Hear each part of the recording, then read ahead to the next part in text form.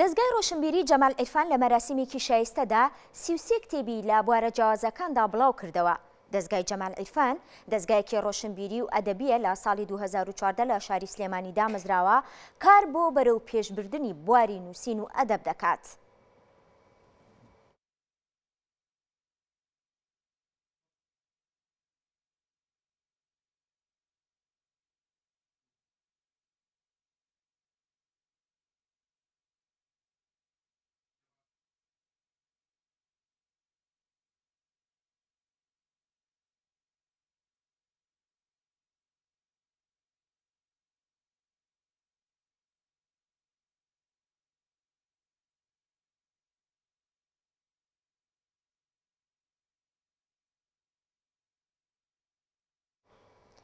هەرێم عوسمان نووسەر و جێبەجەکاری ئەم پرۆژەیە میوانە لەگەڵمان و گفتوگۆی زیاترەکەین. کاکەرێم سڵاو لێبێ بەخێر بێ. زۆر سپاس.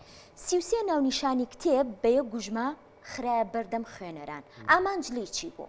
بەڵێ دیارە ئەمە پرۆژەیەکە کە پێوترێ پرۆژەی وەرگێڕانی کتێبەکانی ئۆکسفۆرد کە ئۆکسفۆرد خۆتانەزان دامەزراوەیەکی ئەکادیمی بەناوبانگە لەسەر ئاستی دنیا، پێگەیەکی جیهانی هەیە و ساڵانێکی زۆرە کە ئۆکسفۆرد لە هەموو بوارە جیاوازەکاندا بۆ هەر بوارێک کەسێکی پسپۆر هەڵ ئەبژێرێ بۆ ئەوەی کە لەسەر هەر یەکێک لەو بوارانە کە خۆی مەبەستێتی کتێبێک بنووسێت.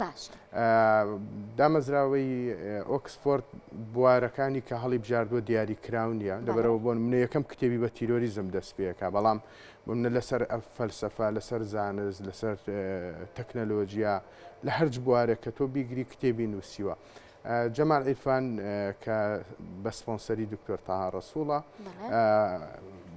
داوای لە من کرد کە سەرپەرشتیاری وەرگێڕانی ئەو کتێبانە بکەین بۆ زمانی کوردی کە ڕاستەوخۆ لە زمانی ئینگلیزیە و بکرێ بە کوردی.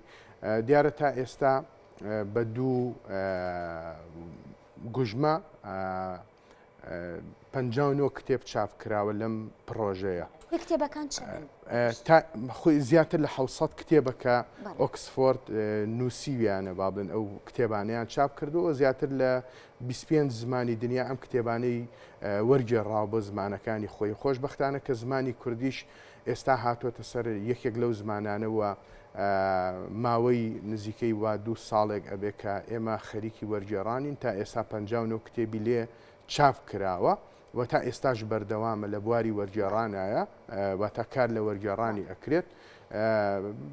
ئومێ دەکەین کە بۆ ساڵانی ئایندا ئەو پرۆژەیە بتوانێت بگاتە ئاستێک کە کتێبخانەی کوردی ڕازی بکات بە ئەندازەیەک. ئەم پرۆژەیە چه خزمەتێک بە خوێنەرەکات؟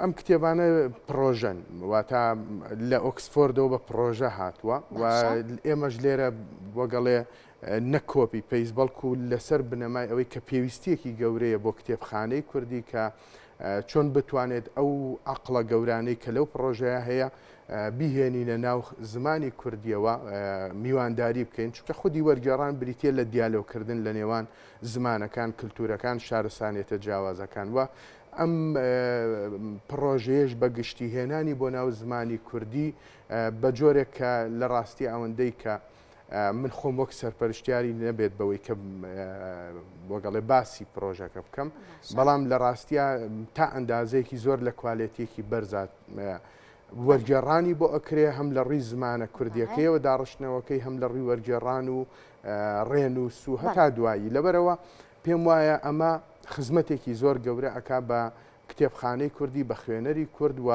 لە ڕاستیە بە دەستگا ئەکادیمیەکان و زانکۆکانی کوردستان کە بۆ یەکەم جارە بە شێوازێکی زانستی کتێبەکان بە شێوازێکی ڕێکخرا و زمانێکی ڕۆشن هەر کتێبێک بۆ هەر بوارێک لە هەموو ئاستە جیاوازەکانە، لە بواری پزیشکیەوە، لە بواری فەلسەفیەوە، لە بواری دەروونناسیەوە، هەرج بوارێک کە تۆ بیگری ئەم کتێبانە تایەتی و ئێمەژ لەناو ئەم 59 کتێبەیە کە وەک سەرەتا کردومانە بوارە جیاوازەکانمان هەڵبژاردووە، فیزیایە، هەموو بوارەکانی تیا لە ڕاستیە.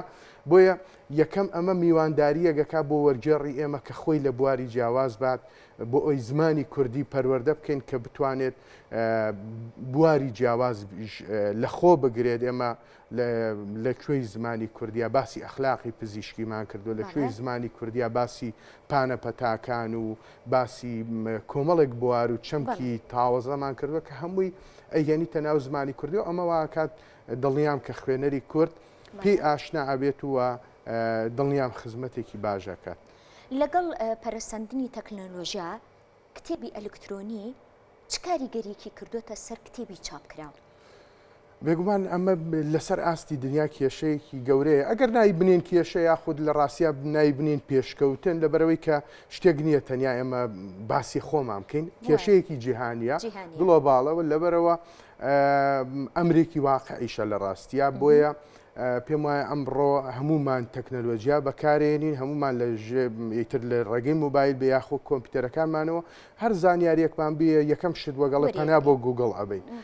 لەبەرەوە بەشێکی زۆر لە دامەزراوەکان مەبەستم لە بڵاوکراوەکان و دامەزراوە ئەکادیمیەکانە ئەمڕۆ کتێبی چاپکرا و چاپ ناکەن، ئەنی زۆرتر بە شێوەی PDF لەبەرەوەی تۆ لە هەر شوێک بی ئەتوانی بە ئاسانی و PDF دەستکەوێت. بۆیە بوارێکی فراوانتر وە خەساری وەرەقە و چاپ و ئەمانەش ئەجێڕێتەوە. بۆیە زانکۆکانیش ئێستا توێژینەوەکان زۆربەی هەر لەسەر ماڵپەڕەکانیان داهێنێن، بۆیە شتێکی جیهانیە ئەمە. بەڵام لە پاڵیشە لە ڕاستی ئەمە بەمانای ئەو نیە من پشگیری ئەوە کەم یا لەگەڵ یابم. وەکو بۆچوونی خۆم پێم وایە کە ئەبێ ڕێزی کتێب بگرین وەکو چاپکرا و وەکو کاغەز کتێبخانەکانمان هێشتا لە ماڵەکانە ڕێزی لێ بگرین لەبەرەوەی کە پێم وایە هزار کتێبیش لە مۆبایلەکە تا بێ وەکو ئەوە نیە کە کتێبێک لە ناو ماڵەکە تا بێ بێگومان ڕۆحێتێکی ترە جگەلەوە ئەم هەموو مناڵە تۆ لە ناو خێزانەکانە میوانیت کتێبەکان ئەبینێت وای لێ ڕۆژە لە ڕۆژان کتێب ببینێ زانی جیاواز لە کتێبی قوتابخانە. بەڵام لە ناو شاشەی موبایل و لە ناو وەگەڵی غەزانەی موبایلەکانە هیچ دیار نییە. لەبەرەوە وەکو نووسوو وایە تۆ کەی خەبەریەکەی تۆ کاتێک خەبەریەکەی تۆ کە پێویستیە، بەڵام کاتێکە کتێبەکان لە کتێبخانەیە بن بەرجەستە بن زیندوێتیەکی هەیە هەم بۆ خوێنەرەکەش کە دەست و پەنجە لەگەڵ ئەو وەرەقانەکە لە ڕاستیە هەم لە ڕووی بۆنکردنی ئەو کاغەزانە هەم لە ڕووی نووسینی تێبینی و ئاوێزان بوون لەگەڵ دەقا زۆر گرنگە کە پارێزگاری لەوە بکەین کە کتێب چاپ بکرێت. بەڵام وەگوتم ئەمە دۆخێکی جیهانیە هاتۆتە پێش پێویستە کات ئێمە لەگەڵ هەردوو ئاراستەکەیان بڕۆین وەکو کورد مەبەستمە نە ئەوە بێ کە سازش تەواو بۆ تەکنەلۆژیا بکەین و کتێبی چاپکرا و وەلا بنین لە پێناو ئەوەی کە کتێبی PDF یا ئۆنلاین بەرجەستە بێ. بەڵام لەگەڵ ئەوەشا زۆر گرنگە هۆشیاریمان هەبێ بەرامبەر بەم دنیاە. ئەمە بۆ لە ڕاستیان ناوەندە ئەکادیمیەکان ئێجگار پێویستە ئەمە باسی حکوومەتی ئەلکترۆنیەکەین لە ڕاستیە کتێبخانەی ئەلکترۆنی و دامەزراندنی بوارە معریفیەکانیش بۆ بە PDF کردن یا بە ئۆنلاین کردنی ئێجگار پێویستە.